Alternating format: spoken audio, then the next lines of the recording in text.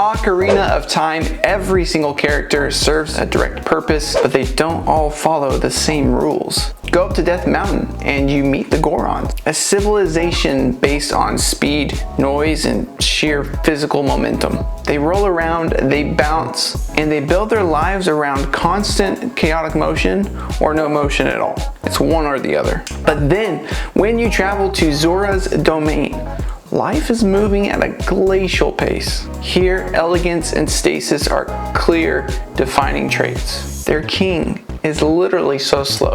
It takes 3 in-game hours for him to move just a few feet. And we all know Ganondorf is truly evil in Ocarina of Time, but the true villain is arguably a river hustler between Death Mountain and Zora's domain, implementing one of the steepest and most unhinged inflation policies in all of Hyrule. I like money! So let's map out all of the hilarious realities of these side characters in Hyrule, continuing our journey today where the fire meets the ice. And speaking of fire, we start with the Gorons. It's a race of strong, rock-eating amphibians. They are mostly nimble creatures, if it weren't for their giant, rollable abdomens, which just happens to be their preferred method of travel. Let's talk about some of the prolific rollers, starting with downhill rolling Gorons. These are the city's indifferent commuters. They're not necessarily enemies, they are pure, unadulterated forces of nature and routine. They are your introduction to Death Mountain, and they establish a harsh environment that constantly inject a sense of movement and danger in an otherwise static location. Because of their impact in establishing that environment and the danger that is Death Mountain,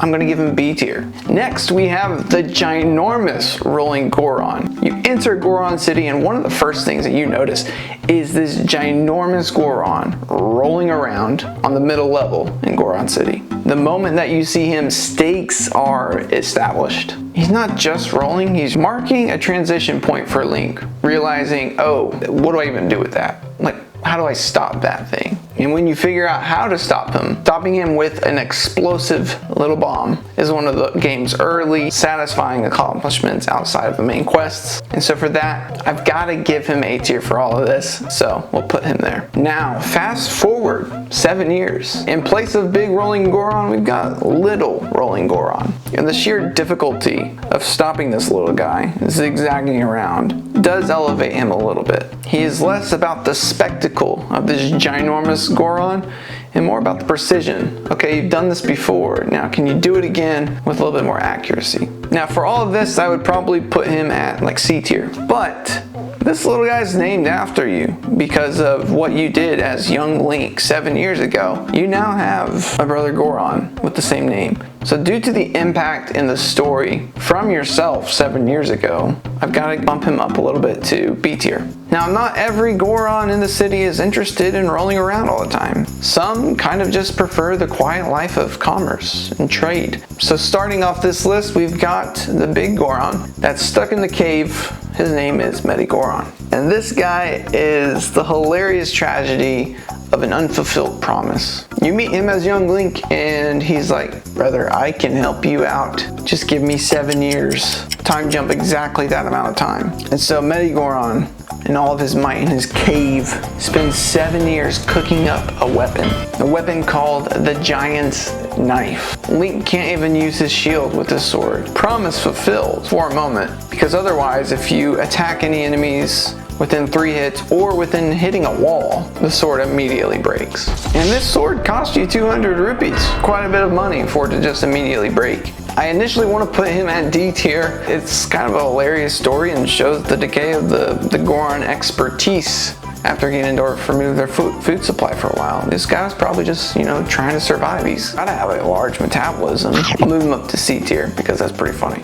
I don't know that Gorons can even stop growing because this next guy is nearly the size of Death Mountain itself, the actual Big Goron. And this is the brother of Medigoron, probably the older brother. And where Medigoron failed, Big Goron delivers a legendary weapon. And his tier isn't just about getting the weapon, it's about the journey that you've got to go on to even obtain this thing. The trading sequence that leads to this sword is one of the craziest and most memorable side quests in the game, and maybe the series. When you look at the chain of events, it even brings a family together down in Kakariko Village. If you don't know what I'm talking about, go check out my other tier list video where I break that down. So Big Goron and his size to the lore of the story that you get from obtaining the sword, its utility, all of these things together, I've got to give this guy S tier. Now there is the shopkeeper Goron, and he's pretty much the anti-hero of Goron City. You show up, you save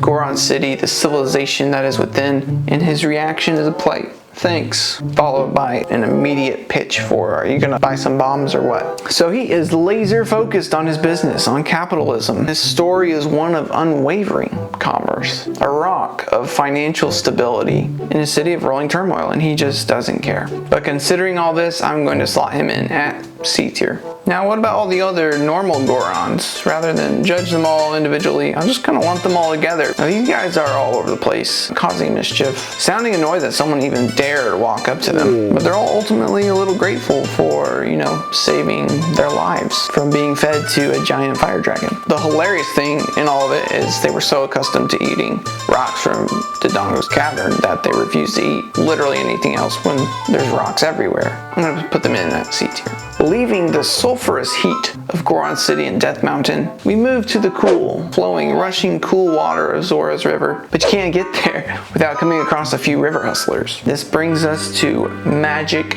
Bean Man. This guy is an entrepreneurial visionary. He would be crushing it on TikTok these days. He starts by selling a very niche product for just 10 rupees. It's not very popular, you know, people don't really want it. He's like, here, I'll give you some magic beans for 10 rupees. But then every time you come back, he cites growing popularity and raises the price by 10 more rupees.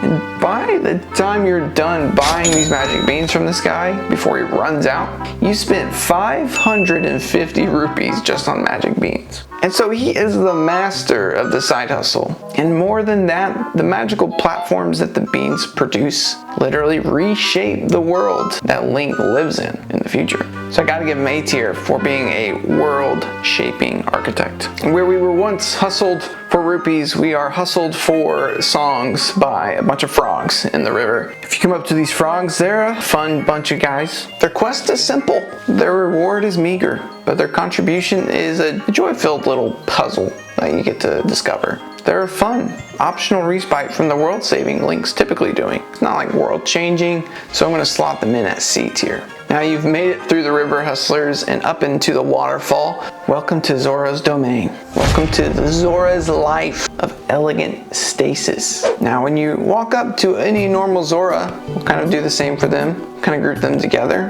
They're mostly grateful for the things that Link does to save Ruto or unfreeze some of their domain in the future. Ultimately, they're props for the world's design. And so they occupy the space of, you know, occasional gratitude and world building, so I'm just going to leave them at C tier. And then if you do a little traveling around the Zora's domain, you'll come across the Zora shopkeeper. This man is dedicated to an elegant pose, like so. And that's about it. You know, unlike other merchants like the Goron being very unamused, just like, hey, you gonna buy something or what? Or Kokiri Forest's shopkeeper with the giant calves. He doesn't really add a whole lot, and he doesn't really have a great economic strategy trying to sell these fish for so much when the supply of fish literally swim outside his front door. Not really doing a whole lot, so I've got to give him D tier. Now you won't be in Zora's domain for long before you see a giant waterfall, and you'll meet the diving coach Zora. He's making great use of the waterfall and always being able to oversee the land or oversee the water. And he ultimately is a swim coach of some kind, forcing you to practice to dive in the water by fetching your own money. He takes from you and just chucks it over the waterfall. Says, get it. It's an intriguing and bizarre training regimen, but it gives Link an important upgrade to his aquatic skills and being able to dive, hold his breath for 6 seconds instead of 3. And so for your odd fish-like swimming coach, I've got to give him B tier. And before you get to that waterfall, you will meet one of the greatest characters of all time. He says something that's like, weep, weep. And his name is King Zora. He mostly sits out on the edge of a waterfall and just dangles his feet all day.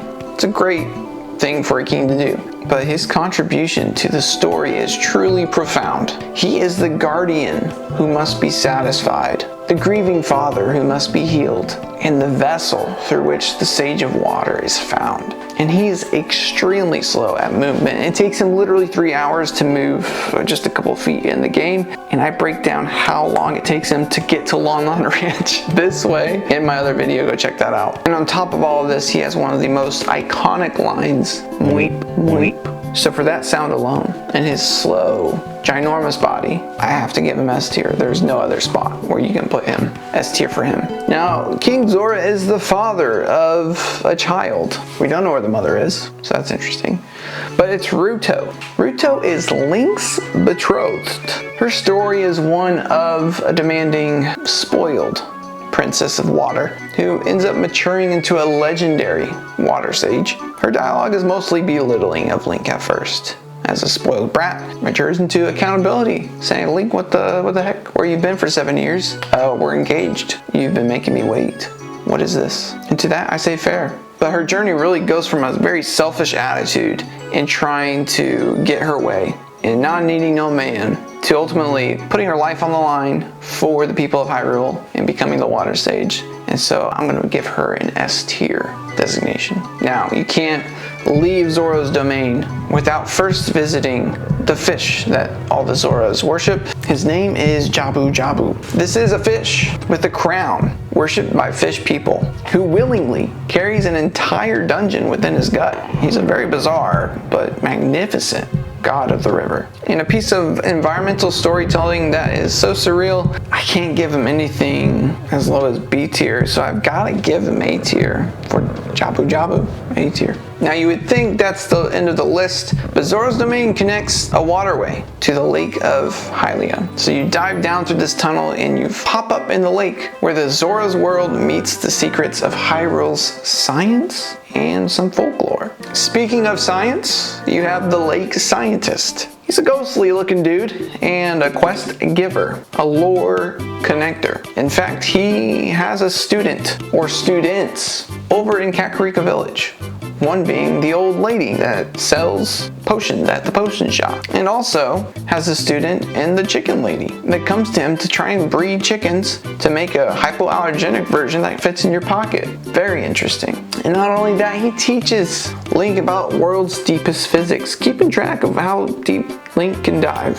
And he's got some weird fish things up on his wall. I can appreciate that. And has a shark in the bottom of his laboratory. So even though he probably needs to get his teeth checked out and he's probably got the worst breath in all of Hyrule, it's so interesting. I can't give him S tier. That's just wild. And I don't think A tier is quite appropriate, so I'm going to slot him in at B tier. Now, when you walk outside of Link Scientist's laboratory, you'll see a couple little scarecrows down by the water, and you can actually interact with them. And you've got Bonuru, I don't know, and Pierre. This dynamic duo is a testament to good memory. Bonuru is the student, and Pierre ends up being the marker.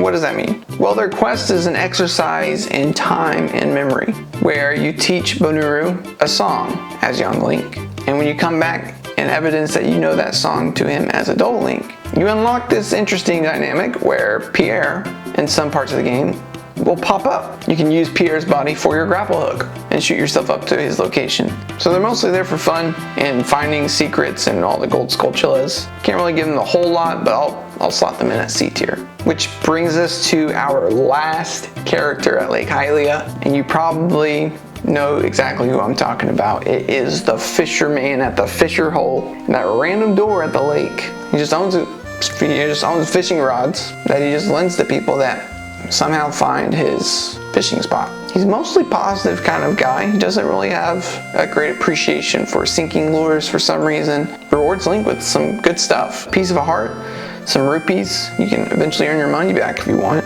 And lastly, this guy owns something actually pretty useful, Apparently he can hold his breath forever because he gives Link the golden scale. Now the golden scale is nearly 2 times better than what the Zora swim coach gives you, the silver scale. That's 6 seconds underwater, this one's 10, and impressively so.